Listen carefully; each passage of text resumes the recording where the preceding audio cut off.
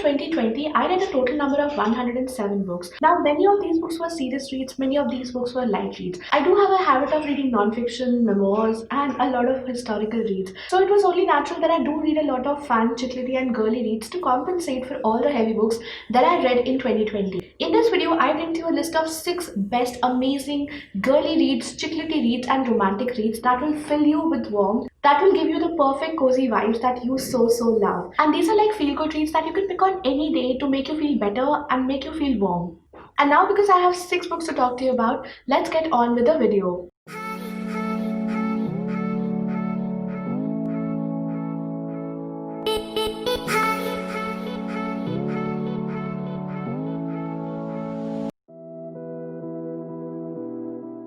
Book number 1 is When Life Gives You Lululemon by Lauren West Berger. This is the third book in the Devil Wears Prada series, and for some reason this book is also known as The Wives. Now, what I like about this book is that a lot of characters from Devil Wears Prada also feature in this book. So we do have Emily Charlton and we have Miranda Priestly. But it's been years since we actually saw these two, and it's been years since Emily used to work with Miranda. Now she works as a celebrity image consultant for Hollywood Billys, but lately she has been losing a lot of clients to a more younger and more tech-savvy version of herself. So ever since this competitor came into being, things are not really looking that good for Emily. A lot of circumstances conspire to lead Emily to her close friend Miriam's place in this suburban neighborhood of Connecticut, which is very posh and very different from the world that she inhabits.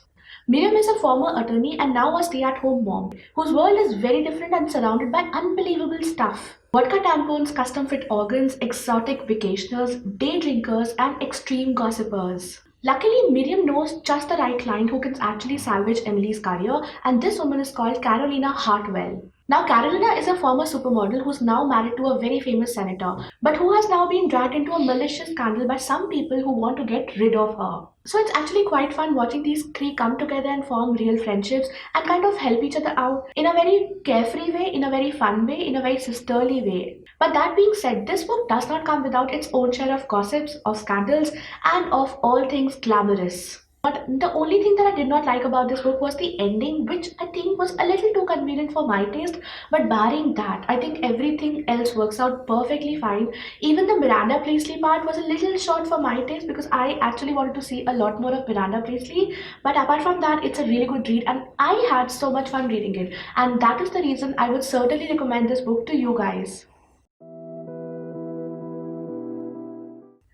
Book number 2 is The Unhoneymooners by Christina Lauren. Now, this book tells us the story of two identical sisters, Olive and Amy. Now, Olive is a very unlucky girl. She does not get things very easily in her life, whereas Amy is the exact opposite. Amy gets everything very easily and she has the best luck in the world. Amy manages to find her future husband in the most romantic and picture-perfect manner. And as if that is not enough, she also manages to finance her dream wedding and an exotic honeymoon in the Hawaii by the way of winning multiple internet contests. Now, isn't that amazing? Now, Olive doesn't hate her sister, but she hates the fact that Amy is making her spend the entire wedding day in the company of Ethan, a guy who's obnoxious and whom Olive hates, like a lot.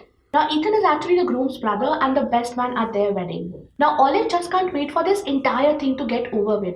But when the entire wedding party falls sick due to eating bad seafood, there are just two people who haven't fallen sick, Ethan and Olive. And now Amy is forcing them to take up that honeymoon offer because obviously Amy also can't go. And so it happens that Ethan and Olive decide to put all their differences aside and decide to go on this vacation, and they just decide that they will not see each other's face once they are in Hawaii. But things take a dramatic turn when actually Olive meets her future boss in that destination, and then they have to start role playing and whatnot. And things just get complicated, and all the things that happen in a good chick lit, in a really fun and cozy little chicklet, all those things happen in this book as well. So this is a book that I had so much fun with. I absolutely loved reading every bit of it, and if you love chicklets, this is definitely the book that you cannot afford to miss.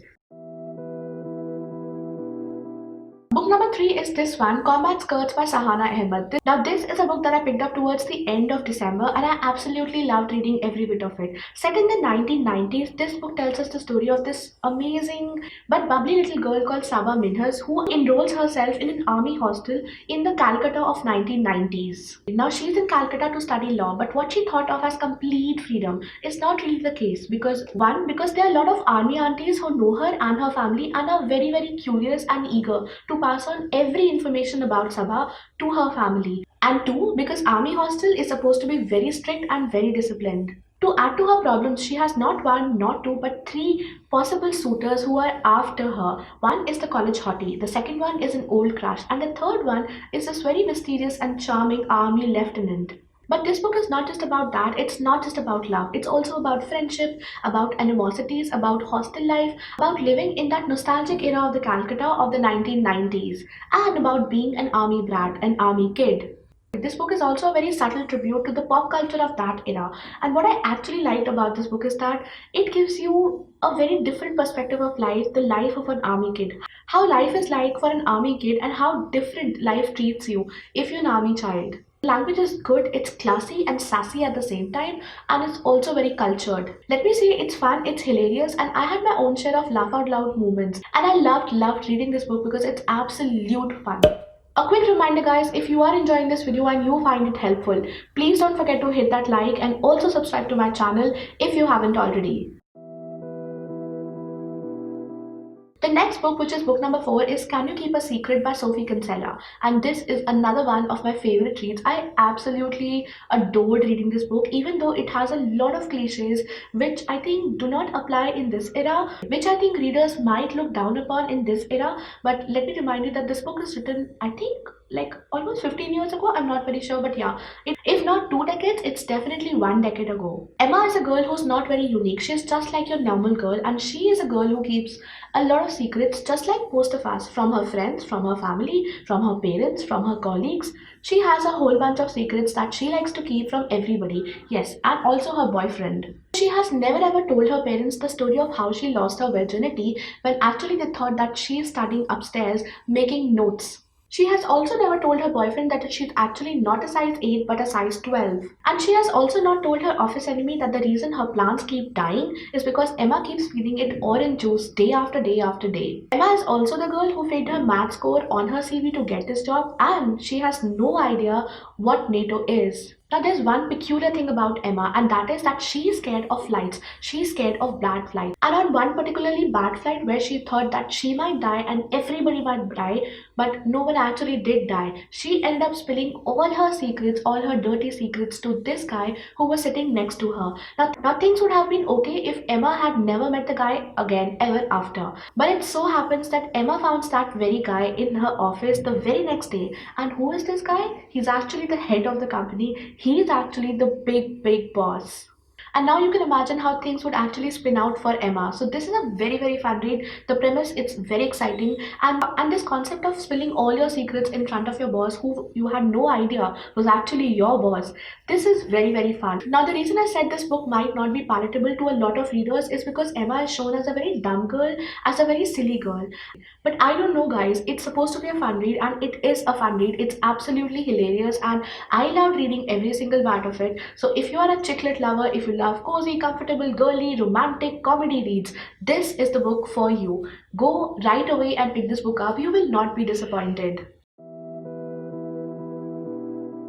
Finally guys, the last book in this video is How to Hack a Heartbreak by Kristen Rockaway. This is the story of this girl called Mel who works at a job that is much below her capabilities. She works as a help desk tech expert at this startup company, as this startup incubator called Hatch, where she helps these programmers, these technical snobbish male programmers or programmers who are called hatchlings, who can't even fix their own laptop but are somehow in a tech startup company. And need I say, Mel hates her job. She does not like any single part of it. So while during the day she's stuck at her horrible job, in the night she tries to find love by going on these bad dates with misbehaving dudes that she matches up on this dating app called Flutter. But after a series of bad dates, Mel has had it. But one day, Mel decides that she has had enough. She decides to put all of her coding skills into use and design this app called Jerk Alert, which is supposed to allow users to log in information about harassers and abusers in the online dating space. And overnight, this app goes viral. It becomes a phenomenon. Now, Mel has no idea how to handle the success, and she has also not told her kind of best friend and almost boyfriend Alex, who's the only decent guy at Hatch. But very soon, Mel is faced with a choice that has the capacity to destroy everything that she has had in her life till now, including all the bad things that she so hates. So this is again a fun read. It's not as good as the first four reads because those were really awesome, but this is also a decent book and I loved reading it. So guys, these were my top 5 chiclety girly reads of 2020 that I absolutely loved reading,